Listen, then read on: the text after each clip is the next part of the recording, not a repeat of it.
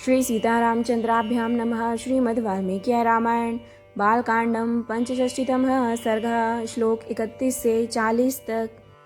विषय: विश्वामित्र की घोर तपस्या, उन्हें ब्राह्मणत्व की प्राप्ति तथा राजा जनक का उनकी प्रशंसा करके उनसे विदा ले राजभवन को लौटना।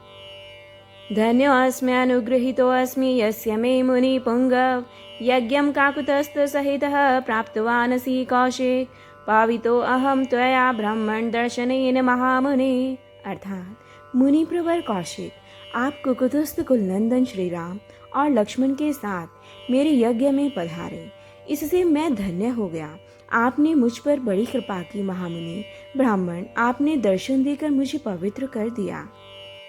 गुणा बहुविधा प्राप्तस्त्व संदर्शनान्यम्या विस्तरेण च वै ब्राह्मण कीर्त्यमानं महातपः श्रुतं मया महातेजो रामेण च महात्मना सदस्यै प्राप्य च सदः श्रुतास्ते बहवो गुणः। अर्थात आपके दर्शन से मुझे बड़ा लाभ हुआ, अनेक प्रकार के गुण उपलब्ध हुए। ब्राह्मण, आज इस सभा में आकर मैंने महात्मा राम तथा अन्य सदस्यों के साथ आपके महान तेज का वर्णन सुना है, बहुत से गुण सुने हैं। ब्राह्मण शतानंद जी ने आपके महान तप का वृत्तांत विस्तार पूर्वक बताया है। अप्रमेयं तपस्तुभ्यं प्रेयं च ते बलम् अप्रमेया गुणश्चैव नित्यं ते कुशिकात्मज। अर्थात कुशिक नंदन, आपकी तपस्या अप्रमेय है, आपका बल अनंत है तथा आपके गुण भी सदा ही माप और संख्या से परे हैं। तृप्तिराश्चर्य भूतानां कथानां नास्ति मे विभो कर्म कालो मुनिश्रेष्ठ लंबते रविमंडलम। अर्थात प्रभु, आपकी आश्चर्यमय कथाओं के श्रवण से मुझे तृप्ति नहीं होती, किंतु मुनिश्रेष्ठ यज्ञ का समय हो गया है, सूर्यदेव ढलने लगे हैं। श्वः प्रभाते महातेजो द्रष्टुर्महर्षि मां पुनः स्वागतं जपतां श्रेष्ठ मामनुज्ञातुर्महर्षि। अर्थात जप करने वालों में श्रेष्ठ महातेजस्वी मुनि, आपका स्वागत है। कल प्रातः काल फिर मुझे दर्शन दें, इस समय मुझे जाने की आज्ञा प्रदान करें।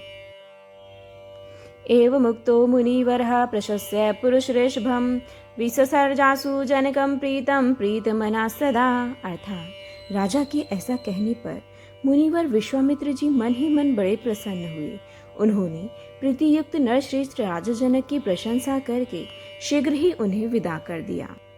एवमुक्त्वा मुनिश्रेष्ठं वैदेहो मिथिलाधिप प्रदक्षिणं चक्राशु सौपाध्यायः स बान्धवः। अर्थात उस समय मिथिलापति विदेह राज जनक ने मुनि श्रेष्ठ विश्वामित्र से पूर्वोक्त बात कहकर अपने उपाध्याय और बंधु बांधवों के साथ उनकी शीघ्र ही परिक्रमा की, फिर वे वहां से चल दिए।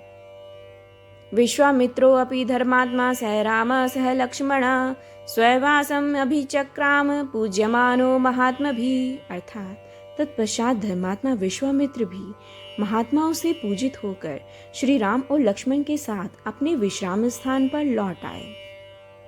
इत्यार्षे श्रीमद् रामायणे वाल्मीकि आदि काव्ये बालकांडे पंचषष्टितमः सर्गः। अर्थात इस प्रकार श्री वाल्मीकि निर्मित आर्ष रामायण आदि काव्य के बालकांड में 65वां सर्ग पूरा हुआ। जय जय राम सीता राम, जय जय अवधपति।